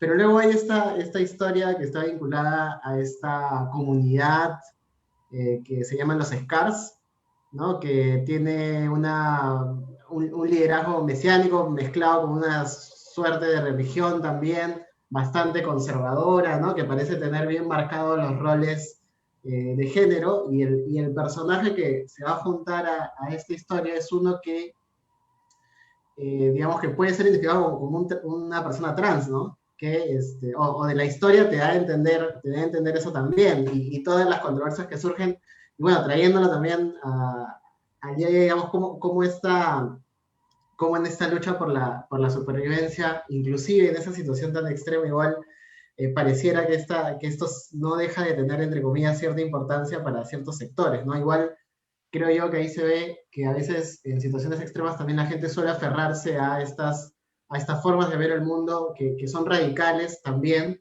pero que en cierta forma, y bien entre comillas, le dan seguridad, ¿no? De estabilidad, de que hay algo, o hay un credo que seguir, hay algo que perseguir, ¿no? Y eso, si bien está en el juego, podemos también traducirlo y encontrarlo en nuestro día a día, ¿no? Digamos. Bueno, vale, está interrumpiendo. No, sí, sorry, no, en realidad yo quería ir por otro lado porque algo que me pareció interesante de lo que estamos comentando es, por ejemplo, lo que mencionó Carlos, ¿no? de que los juegos finalmente de alguna manera te hacen tomar una posición, ¿no? Te hacen tomar una posición respecto a la violencia, porque lo dijo también Celia, no es como que si no matas, no ganas, ¿cierto? O sea, no avanzas en el juego inclusive. Yo, como les digo, yo no he sido una jugadora directa de varios de estos juegos, pero por ejemplo uno que a mí me llamaba mucho la atención y les recomiendo mucho, yo más que jugar veo gameplays, me gusta bastante ver los gameplays porque finalmente es como que ver una historia, es como ver una película, pero solo que un poco más largo, varios gameplays duran pues no sé, horas de horas, he visto gameplays de no sé, 40 horas, no sé, la verdad, pero son muy largos. Pero hay uno que es muy bonito, que le recomiendo a todos, un indie game, que por ejemplo ahorita me he dado cuenta que todos hemos comentado juegos con una producción muy costosa, ¿no? Juegos con una producción muy costosa, que tiene cinemáticas que son equiparables a cualquier película de Hollywood, ¿no? Y que tienen esta temática efectivamente de la sobrevivencia. Pero hay un juego que es un indie game, que lo vi con mi pareja, con Piero, se llama Undertale, que es un juego completamente, como les digo, independiente y que juega precisamente con esta idea de ir por la ruta genocida o tomar una ruta pacifista en la que no matas a nadie. Entonces, es un mundo lleno de monstruos. El protagonista ha caído ahí por diversas razones, se cayó en un hueco, ya, no me acuerdo bien la razón, pero es muy interesante en el sentido de que te plantea este dilema moral, le da una vuelta de tuerca. Y si tú decides irte por una vía genocida de matar a todos los enemigos que se te aparecen, tienes un outcome, o sea, tienes un resultado en la historia. Y si tienes la vía pacifista de no matar a nadie, más bien de seguir con diversos trucos, de conversar, de conocer más al personaje, finalmente te vas por el otro lado, ¿no? Y tienes otra historia. Y yo creo que también los videojuegos finalmente juegan mucho con esto, ¿no? Juegan mucho con el tema del tema moral, ¿no? El tema moral, pero también con el tema de qué tanto conoces la historia o qué tanto... Yo entiendo que hay también diversos perfiles de jugadores, ¿no? Hay jugadores que les gusta más, digamos, conocer una historia profunda y que te llegue al alma, digamos, de una manera, y que te plantee estas preguntas existenciales, como una de ellas. A mí me pareció muy interesante ese tema de que tú mismo te cuestiones, oye, ¿por qué siempre estoy en esa misma dinámica de matar a todo el mundo y por qué no simplemente desarrollo un juego en el que ganar no es necesariamente matar, ¿no? Sino en el que ganar es conocer más la historia de cada uno de los personajes que se te presenta y ver estrategias de cómo engañarlos para no tener que pelear y seguir avanzando en el juego, ¿no? Es un juego bien bonito, yo lo recomiendo a todo el mundo. Y tiene un soundtrack increíble, es más, es un pata, el creador es el pata que ha hecho el soundtrack, ha programado el juego y es así alucinante. Es un nerd. Pero bueno, y también quería comentar algo que, dime. No, perdón. No, dime. Continúa. Sí, ya. No, sí, y lo otro que quería decir sobre lo que mencionaba Carlos, ¿no? Del tema de la moral americana, eso me ha hecho también pensar que muchas veces, o sea, más allá de llevar los videojuegos al extremo, ¿no? Los videojuegos llevan las situaciones que ya conocemos al extremo, es decir, llevan situaciones sociales al extremo, ¿no? Y recogiendo un poco lo que decía Celia, de que cómo sería pues el derecho o cómo serían las reglas de juego en una situación en el extremo, ¿no? No sé, yo ahorita pensando un poco sobre la base de lo que ustedes decían, pensaba en esta sociedad, en el videojuego que yo un poco les presenté, ¿no? Que es este Final Fantasy VII, es una parodia de la sociedad americana, ¿no? Inclusive, o americana en el sentido de norteamericana, Estados Unidos y de todo el consumismo y el tema capitalista, ¿no? El tema extractivista. Y también, por ejemplo, hay una parte bien interesante y que fue un poco revolucionaria en su tiempo, porque este juego es del 97, en la que los protagonistas tienen que pasar por un prostíbulo para poder avanzar en el juego, y el protagonista, que es este señor, que es un mercenario militar, tiene que trasvestirse para poder avanzar, ¿no? Y que finalmente también es una suerte de paralelo con lo que sucede en la realidad, ¿no? Primero el tema de los prostíbulos, de que hay esta sociedad que está siendo precarizada, pero a la vez esta corporación permite que haya una zona rosa, ¿cierto? Para tener a la gente ahí como que tolerando el sistema que los sigue oprimiendo y que les sigue robando la energía y que no, finalmente todos están trabajando para generar esta ganancia más allá de los beneficios que reciben, ¿no?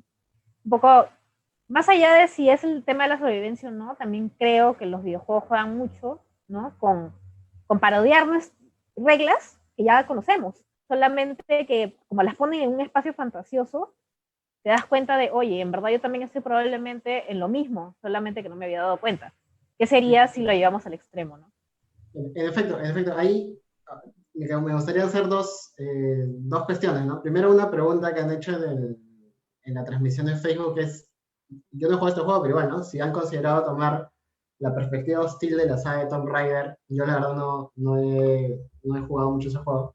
Y lo otro que ahora, a propósito de lo que decía Val y de lo que ya estaba comentando todos en general, me podía pensar, ¿no? Estos mundos sin reglas, digamos, yendo un poco a lo económico, en estos mundos sin reglas no hay propiamente un mercado como lo conocemos, ¿no?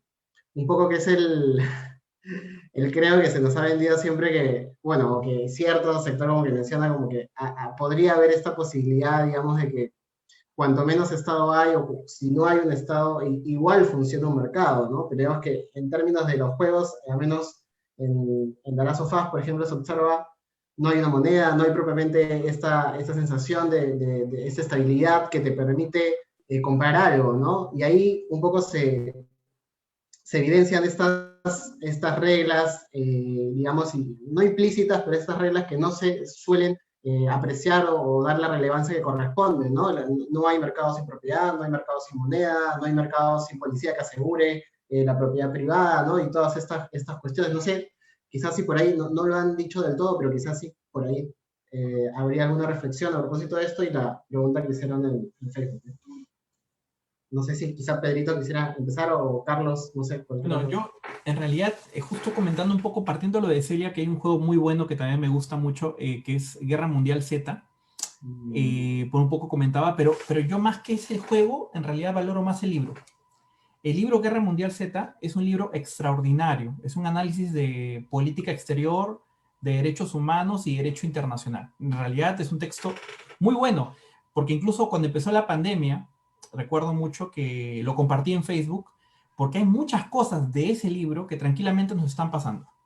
De cómo los países pobres enfrentan una pandemia, cómo los países ricos enfrentan una pandemia, y hay lecciones por aprender. O sea, miren lo interesante, o sea, un libro adelanta cosas que al final de cuentas nadie creyó que una pandemia nos iba a atacar, y gran parte de los juegos que jugamos, que justamente en el contexto que comentas, Carlos, o sea, donde no hay estado, donde el Estado es ineficiente, no puede garantizarte nada, entonces te coloca en una posición que tú tienes que decidir por ti mismo, ¿no? Traslada esa responsabilidad.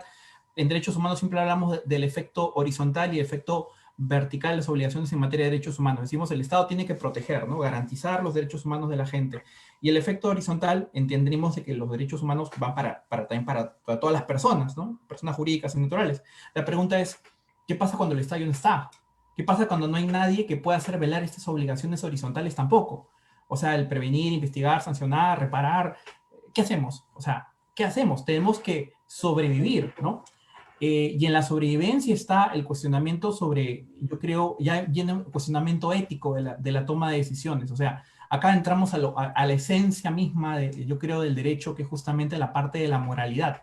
¿Qué moralidad construimos en un mundo post-conflicto? Bueno, esto se discutía en el derecho de la justicia transicional, por ejemplo. Se habla mucho de cómo construir nuevas moralidades luego de una situación de trauma social. Pensábamos en guerras, en Colombia, en Perú, ¿no? Pero ahora hablamos de pandemias, ¿no? Y la nueva moralidad es cómo construir un Estado, cómo construir nuevas sociedades cuando el Estado no funciona, cuando no nos satisface. Y esa discusión está en los videojuegos, ¿no? Los videojuegos van por un camino, ¿sabes qué? Eres autorresponsable. Pero por otro lado también hay videojuegos que dicen, no eres autorresponsable, tenemos que tratar de generar autorresponsabilidad común, al colectivismo, ¿no? Como decía en el juego de Carlos, formemos asambleas, formemos espacios chiquitos que nos permitan autogobernarnos y decidir por nosotros mismos, entre comillas, que esa libertad limitada que tenemos. Y en otras palabras, llega a un resultado final, el Estado es necesario, ¿no? Yo creo que eso es una de las cosas que nos demuestran los videojuegos, el Estado es necesario. La pregunta es, ¿qué pasa cuando el Estado no es eficiente, no es idóneo para garantizar estas responsabilidades? Y ahí viene, creo que, un debate muy interesante, porque los liberales a ultranza dirán, pues, defenderán, pues, hayistas y demás, dirán, no, el Estado no sirve para nada, no, en fin, ya en su máxima expresión, evidentemente, exageración. Y por otro lado dirán, no, el Estado en realidad es necesario, hay que garantizar el orden, ¿no? Porque siempre buscamos un orden social de alguna manera artificial con algo que llamamos Estado, ¿no? Pero es interesante, ¿eh? Es muy interesante. Yo animo a que lean el libro Guerra Mundial Z, de repente ojalá que conversemos del libro en otra oportunidad, pero hay muchas discusiones valiosísimas en Guerra Mundial Z sobre, por ejemplo, cómo los estados que tenían modelos estatistas, esa es la visión del libro, Cuba, por ejemplo, en Guerra Mundial Z, Rusia, Corea del Norte, sobreviven la pandemia, el apocalipsis zombie, mientras que los países que eran de modelos liberales, modelos digamos, modelos como el gringo, son devastados, ¿no? Y más o menos eso es lo que nos está pasando, si uno se pone a pensar, ¿no? Es lo que nos está pasando. Los países más fuertes, y no soy fan de la devoción de Venezuela no es santo de mi devoción, pero tiene mejores resultados. Cuba igual, China y países que cuestionamos mucho sobre sus valores en materia de protección de derechos humanos, lo están haciendo muy bien. Entonces, te da que pensar, ¿no? Y los videojuegos creo que son una oportunidad también para discutir el rol del Estado en la protección de lo esencial, ¿no? Y las nuevas moralidades post-trauma, ¿no? Post-trauma, una sociedad que pasa una pandemia, por ejemplo, es una sociedad que requiere nuevas moralidades, yo creo, y para todos, ¿no? Y todas. Es que ahí justamente es muy curioso lo que se menciona, pero es que en realidad no que haya un solo contrato social y que, digamos, en algún momento nace y nunca más va a desaparecer. O sea, tenemos infinitos contratos sociales y es lo que pasó, por ejemplo, en el juego que yo describo. O sea, había un orden, había una forma de vivir, viene esta etapa de apocalipsis, de pronto la gente se muere y los que quedan simplemente se empiezan a volver a organizar. Entonces, bajo una situación determinada, la gente simplemente lo que tiende a hacer por sobrevivir es volver a organizarse, volver a constituir nuevas formas de vida, formas de, por último, hasta de elección, y bueno, ya verá después cada quien, y poco a poco la sociedad se va amoldando, ¿no? Entonces, no, a mí sí me causa mucho interés lo que pasa en estos supuestos que se van construyendo, ¿no? También es importante ver que cada juego construye la historia desde la perspectiva de los productores, ¿no? O, por ejemplo, cuando uno ve, por ejemplo, Call of Duty, o sea, no hay nada más americano que Call of Duty. O sea, le construyen el argumento desde los gringos. Entonces, no estoy diciendo que esté mal, ya, simplemente así lo hacen. Y, y sí, pues es importante porque finalmente también te hace recapacitar de que más allá de que si tienes que matar o no, o sea, la violencia siempre va a estar allí. Y la violencia es la que finalmente va a terminar movilizando o catapultando el orden de las cosas, ¿no? De lo que vendría después. Pero buena y mala violencia, ¿no? Digamos. Para comentar un poco relacionado con lo que señala Carlos y bueno, lo que dijo Pedro también. Hay algo muy interesante que sí mencioné en mi exposición, y es que, por ejemplo, en la realidad que vive el videojuego de Days Gone, han pasado 2 años desde este apocalipsis zombie que los ha azotado. 2 años, o sea, es muy corto el periodo. Claro, ellos se están organizando y es la premisa que yo he señalado, ¿no? El ser humano busca juntarse, organizarse y replicar lo que conoce. El Estado que ha conocido, y como lo mencionó Carlos, el contrato social y esos contratos sociales que se continúan ejerciendo. Pero, ¿qué pasa cuando no tienes todas las condiciones necesarias para mantener esta sociedad? En el caso de Days Gone todavía están en conflicto. Sí, el conflicto se mantiene, es decir, están buscando la cura, están buscando, todavía hay un grupo militar, ¿no? que tiene fuerza, que tiene presencia, pero en un mundo post-apocalíptico como The Last of Us no pasa eso. Acá ya pasaron décadas, pasaron 20 años, si no es que más, desde que hubo este apocalipsis zombie. Entonces, las formas de organización son un poco distintas, ¿no? Entonces también eso hay que tomar en consideración. Y pasa también en el libro que cité y que también sería bueno. Creo que el siguiente evento va a ser para debatir libros. Creo que es algo muy importante. Que en el caso de Apocalipsis de Stephen King, la sociedad ha sido devastada en más del 50%. El Estado se destruyó.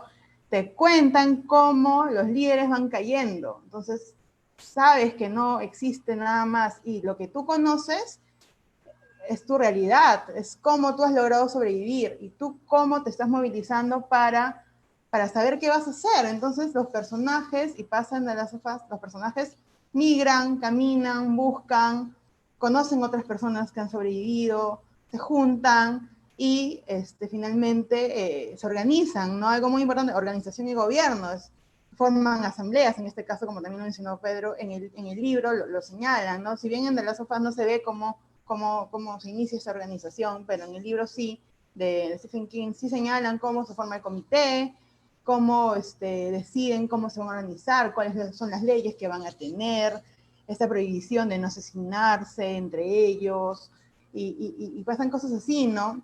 Y bueno, si me permites, antes volviendo al tema de género, algo que me llamó mucho la atención en el videojuego de Carlos Infante, es estos grupos, estas mujeres, Screamers, creo, ¿no? Screamers mencionaste. Las Screamers. Las Screamers, ¿cuál es su característica de las Screamers? Gritar. Son gritonas. O sea, ¿en qué posición ponemos a o sea, ¿por qué la mujer tendría que ser la que grita, Sí, ¿no? está mal porque todos los zombies son hombres y la única mujer es gritona. Exacto, entonces nos ponemos en esa posición y digo, bueno, en cambio de las sofás, como bien lo señaló Pedro, y Pelucona también. Es algo que no quise mencionar para concentrarme en ese tema del Estado y de la organización de la sociedad luego de este holocausto, es el tema de la presencia de un personaje femenino muy importante, creo yo. Perdón, pero ojo que, digamos, los tipos de zombies en Days Gone son prácticamente una copia de Left 4 Dead. Entonces, como que ahí ya no hay mucha sorpresa. Lo único que sí se cuestionó del juego es que habían unos niños zombies que tenías que matarlos. Entonces Sí, eso era un poco lo que terminó claro, siendo más parte de la discusión que los temas, de digamos, de mujeres. género, ¿no? Claro, sino que lo menciono porque me llamó mucho la atención, ¿no? Y volviendo al tema del personaje LGTBIQ que muestra The Last of Us y que ha sido parte de controversia porque mucha gente se ha cuestionado por qué tienes que haber un personaje abiertamente respecto de su sexualidad, que incluso tiene una pareja. Y acá no estoy spoileando porque se han presentado avances del juego en el que se muestra a Ellie con su novia. Y entonces el juego ha recibido muchas críticas por ese aspecto, ¿no? Y volviendo también a otro tema muy importante, el tema de las decisiones. Hay muchos juegos que nos permiten tomar decisiones, y ya no hablando de temas de guerra o temas relacionados con el derecho internacional y eso también de los niños que señalas tú, Carlos, sino el tema de la decisión, de la moral, de qué es lo correcto respecto del juego, ¿no? Hay un juego que a mí me gustó mucho, que jugué en PC3, que se escribe L.A. Noire, me imagino que es L.A. Noire, o Noir, en francés, pero es un juego de un policía, un detective que tiene que tomar ciertas decisiones, y ahí te debates entre cuál es lo correcto y lo que no. Entonces también puedes atropellar personas, tú decides si atropellas personas, incluso el juego te da puntuación respecto de si has matado menos personas o has matado más personas, y entonces es un juego que te permite tomar decisiones y que te permite descubrir tu moral, ¿no? Y hay otros juegos como Heavy Rain también respecto de decisiones, y un juego adicional ya para cerrar es Beyond Two Souls. Beyond Two Souls también es un juego que te permite tomar decisiones y es muy interesante cómo tú puedes, y esos juegos a mí me parecen súper, súper, súper buenos porque te permite que en la jugabilidad, dependiendo de tu decisión, tú vayas o no a una opción determinada, que es algo más o menos como la película de Black Mirror, que también te permite que se presenten diversos escenarios, ¿no? Entonces, sí, estos juegos, muchos de ellos nos permiten descubrir aspectos que de repente no conocíamos en nosotros, ¿no? Entonces, es muy importante para mí esto, ¿no? Y bueno, quería compartirlo. Ay, gracias. Sí, gracias. Ya para ir cerrando igual, yo quería comentar algo a propósito de lo que han estado señalando. No a propósito del evento, pero ha coincidido. Yo estaba revisando algunas cosas del derecho romano y ahorita me viene a la mente que justamente, digamos, el derecho se vuelve relevante en el momento en el que la ciudad romana o el mundo romano tiene suficiente tecnología, suficiente riqueza como para preocuparse en estas cuestiones, ¿no? Y empieza a tener una preocupación por la ética primero, por la moral, y determina una serie de cualidades, ¿no? Alrededor de la ciudadanía, ¿no? El officium, la pietas, la humanitas, la fides, y luego todas estas, primero, cualidades morales relevantes terminan siendo traducidas al mundo jurídico, ¿no? Que es un poco lo que estamos viendo en el videojuego, ¿no? O sea, el videojuego nos muestra, digamos, estos mundos post-apocalípticos, digamos, esta vuelta a que ocurran las mismas cosas, ¿no? Esta especie de mundo que va dando círculos sobre sí mismo. Esperemos que no lleguemos a esos niveles de destrucción, aunque el mundo suena bastante inestable estas semanas. Pero creo que un poco también por eso, ¿no? Quizá en el transcurso de todos estos siglos, en general, en cualquier sociedad en la que uno se encuentre, ya no siendo tan eurocentristas, hemos perdido de vista estas conexiones que teníamos antes, no solamente con las cualidades morales, digamos, no necesariamente religiosas, ¿no? Sino también con la importancia de vivir en un mundo social, ¿no? De estar también en conexión con la colectividad, ¿no? Bueno, no sé si para ya ir cerrando quieren añadir algo cada uno de ustedes. Empezamos por Valerie, si no tiene ningún problema. Sí, no, más bien yo quería ser un poco provocadora, porque en realidad me he dado cuenta que todos están súper afanados con el tema de los zombies. Yo particularmente no soy muy afanada de eso, porque me parece que es una reflexión que efectivamente te lleva ¿no? Te lleva al extremo, te lleva a una situación límite en la que está, digamos, en juego la vida. Pero yo creo que ya, por ejemplo, bajo el juego que yo les he planteado, es muy similar a lo que ya tenemos. Y volviendo al tema de la pandemia, que sí me parece muy relevante el análisis que han hecho respecto a como si no nos encontramos en una pandemia en la que, digamos, hayan zombies, ¿no? O sea, estamos en una pandemia en la que en realidad el tema de fondo no es que haya un virus que nos está poniendo que nuestro enemigo sea otro humano o un humano que dejó de ser humano, ¿no? Si no estamos en una pandemia en la que se han evidenciado, digamos, el retroceso del Estado frente a la provisión de servicios públicos y la provisión de bienestar.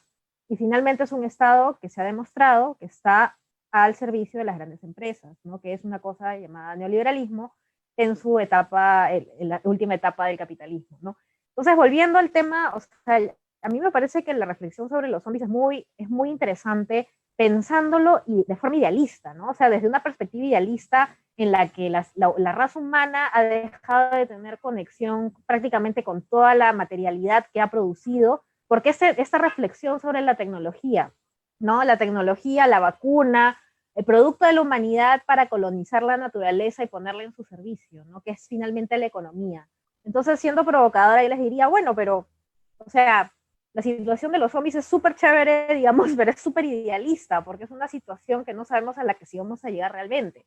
Pero lo que estamos viendo, por ejemplo, lo que se ve en Final Fantasy VII, que es el extractivismo extremo, ¿no es cierto?, en el que le extraes la vida a la naturaleza y lo que ya está sucediendo, en la que ves un estado que, bueno, finalmente no es estado. Ahí en Final Fantasy tienes que Shinra es lo que establece prácticamente todas las reglas de la sociedad, ¿no? La gran corporación definiendo la realidad de las cosas, ¿no?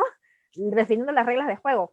Y yo creo que finalmente algo bien idealista que hace todas estas historias sobre los zombies es de alguna manera poner en cuestión o poner un hold, ¿no? Como que poner una variable de control. Ya en la economía no hay temas de cambio, no hay términos de intercambio, porque todos tenemos que acceder a los recursos que hayan, porque no hay recursos. ¿No es cierto? Todas las industrias han parado, ¿no es cierto? No hay intercambio, ¿no? Y no hay valor de uso, no hay valor de cambio. No estoy poniéndome marxista acá porque, bueno, mi corazón izquierdoso anticapitalista ha salido. Entonces, claro, es como que pones on hold todas las variables económicas, ¿no?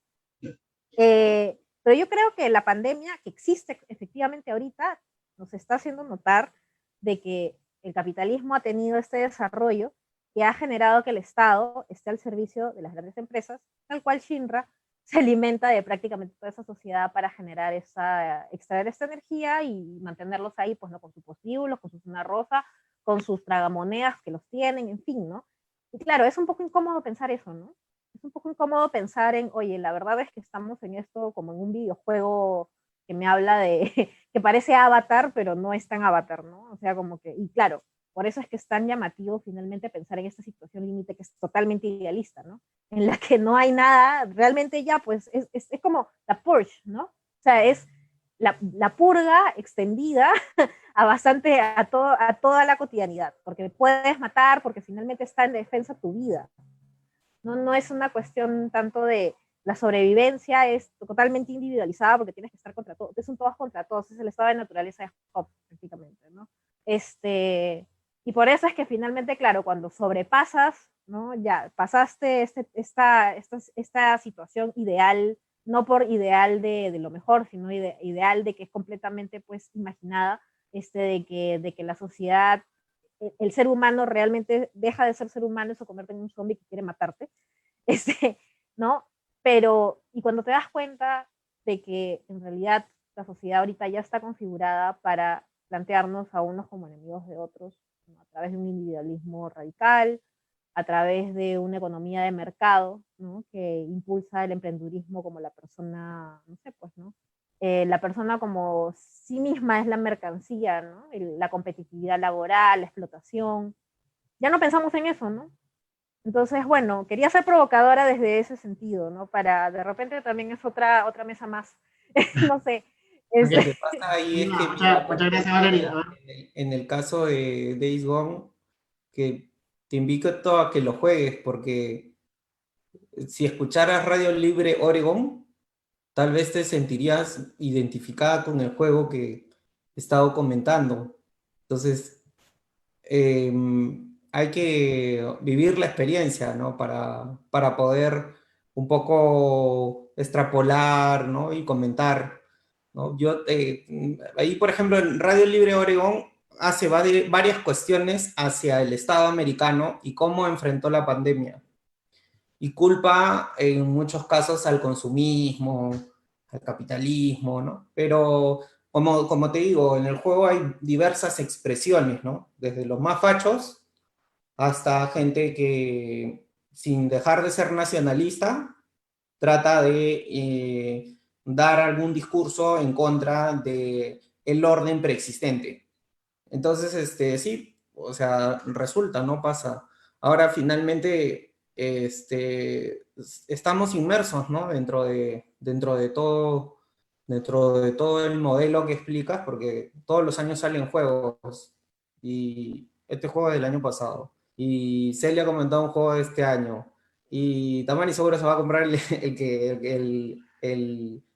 Cold War que ya salió ahorita. Entonces, es parte de la dinámica, ¿no? Yo creo que no ha sido tan provocador al final, pero porque en realidad hay muchas coincidencias dentro de lo que por lo menos en el juego mío, acabas de comentar. Bueno, gracias. Y bueno, ya para ir cerrando también, no sé, Carlos, ya no quieres agregar nada, ¿no? En general, Carlos se desconectó. Ya no quieres agregar nada ya para cerrar.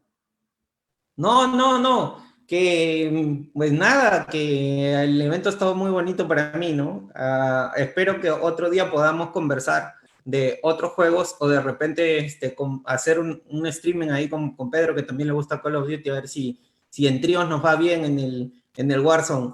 Pero el Warzone, ojo que lo jugamos, Pedro, no se llama, o sea, no jugamos a ganar, sino jugamos a rescatar a Carlos.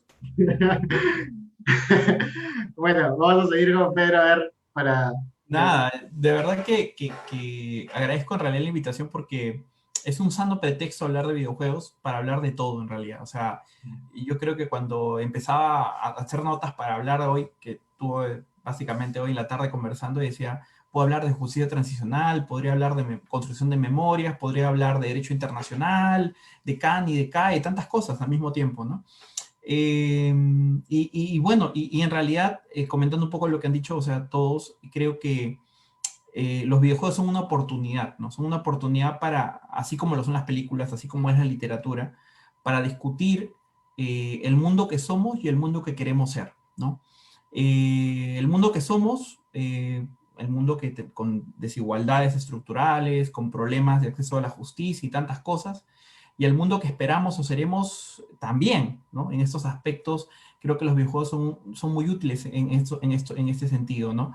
Y solamente para cerrar mi comentario sobre el tema de la pandemia, por ejemplo, creo que momentos como este te reflejan la utilidad de hablar nuevamente del rol del Estado, ¿no? ¿Qué rol tiene el Estado en momentos difíciles, en momentos donde en apariencia el desarrollo constitucional y de los propios derechos humanos supuestamente sería suficiente para satisfacer la dignidad de la gente, ¿no? Y creo que ese contexto vuelve a reactualizar muchas discusiones que pensábamos que habían sido superadas, ¿no? Una de las cosas, por ejemplo, hablando de la ponderación, de la famosa tesis de la ponderación, que les encanta hablar a los constitucionalistas, hace poco vi una pelea entre dos profesores de la San Martín, que me pareció muy interesante, sobre dar los respiradores a los viejitos o no dárselos, ¿no? Y es muy graciosa la discusión, pero en realidad tenía mucho que ver, porque por un lado decían, no, hay que dárselo mejor a una persona adulto mayor por el tema de la vulnerabilidad, y no, hay que dárselo a quien tiene mayor esperanza de vida. Entonces, cosas que pues ni siquiera pensábamos discutir. Y los videojuegos son a veces un escenario de práctica de estos temas, ¿no? No, los zombies ojalá que nunca aparezcan, ¿no? Esperemos que no. Pero No, sí, pero sí, sí está presente la discusión de qué hacer cuando no podemos, cuando el Estado simple y llanamente es disfuncional, ¿no? Así que, y ya ha habido experiencias en el país de eso, ¿no? Las rondas campesinas, los comités de autodefensa, por ejemplo, son expresión de la falta de disfunción del Estado. ¿Quién sabe si los comités de autodefensa o las propias rondas campesinas tranquilamente en un escenario post-apocalíptico podrían sobrevivir mejor que nosotros en las ciudades, ¿no? ¿Quién sabe, no? Cosas por el estilo. Pero bueno, yo en realidad agradezco la invitación, muy rica la conversación y muy grata. Así que atento para jugar Call of Duty o para conversar estas cosas. Yo ok. feliz y encantado. Muchas gracias, Fred, por tu tiempo. Sería para que tú también puedas hacerlo. Bueno, agradecer la invitación, la verdad que sí, repitiendo lo que ha señalado Pedro, ha sido muy grato este espacio para conversar de lo que más nos gusta. Al menos hablando por mí, la verdad que a mí me encantan los videojuegos y es un espacio en el que yo me siento bien, ¿no? En que me ayuda a liberarme del estrés y no sé si a todas las personas les pasa, de repente no todos juegan por liberarse del estrés, pero en mi caso sí, ¿no? Y claro, el Estado y la figura del Estado que hemos conversado, y si bien no estamos viviendo en estos momentos una situación tan límite como sucede en los videojuegos sobre zombies, la verdad que no dice mucho de la realidad, ¿no? Los conflictos sociales están presentes, la ausencia del Estado está presente, y estamos sobreviviendo, y seguimos intentando sobrevivir, las personas día a día intentan sobrevivir, y la verdad que no todos somos iguales, ¿no? O sea, tenemos privilegios, muchos de nosotros, pero hay personas que no tienen los mismos privilegios, y un poco puede verse ahí ese tema de la sobrevivencia, ¿no? Nada, con esto quería cerrar y nada, agradecer el espacio, esperar que podamos reunirnos nuevamente, de repente para hablar de libros, vuelvo a repetir, Stephen King está esperando su oportunidad, y nada, muchas gracias y a los ponentes que me han acompañado. Gracias. Valerie, no sé si quieres cerrar tú también con algo. Tu audio. Sí, no, sobre el rol del Estado, sí, o sea, en realidad creo que efectivamente los videojuegos plantean eso, plantean el rol del Estado, pero también el rol o sea, por decirlo así, del ciudadano, la individualidad frente al Estado y frente a la actividad, sobre todo contenciosa. O sea, yo creo que más allá del rol, bueno, intentando, en la intervención anterior intenté ser provocadora, yo sabía que no lo estaba haciendo. O sea, en el sentido de, a mí también, no es, como les mencionaba, no es que me afanen los juegos de zombies, y dije un poco para intentar llevar el debate por otro lado. Pero yo sí creo que es muy importante el rol más allá del rol del Estado, como les decía, la relación de la individualidad con el poder, ¿no? Cómo es que finalmente este tema que les mencionaba hace un rato, ¿no? El tema del trauma, el dolor, la conflictividad, ¿no? Cómo finalmente los procesos históricos y los procesos sociales siempre están muy marcados por la violencia y por la conflictividad humana, ¿no? Y cómo eso finalmente también genera cuestiones de dolor, que creo que no lo mencionamos mucho porque es un poco fuerte, pero los videojuegos juegan mucho con eso, con el trauma que genera el dolor y la violencia, ¿no? Y finalmente creo que hasta ahorita al menos no sé si, no conozco un juego que aborde eso de manera sanadora, pero sí es una reflexión también que tener, ¿no? Cómo la individualidad se relaciona con el poder a través del dolor, ¿no? Y a través de la conflictividad. Perfecto, no, muchas gracias, Valerie, muchas gracias a todos. Creo que, como lo ha dicho Pedrito, ha sido una discusión bastante interesante, bastante fructífera, y nada, han salido varias ideas de eventos y de nuevos temas vinculados, así que hay que ver si nos volvemos a juntar pronto, y nada, hay que mantener ese espíritu reflexivo aún en estos tiempos tan complicados. Así que nada, muchas gracias a todos, a los que nos están siguiendo en Facebook, y nos vemos el siguiente lunes en Diálogos Civiles. Así que nada, muchas gracias por su tiempo a todos. Muchas gracias a todos. Gracias, Un gracias gusto. chicos. Chao, chao. Piensen mucho. Chao. Chao. Chao.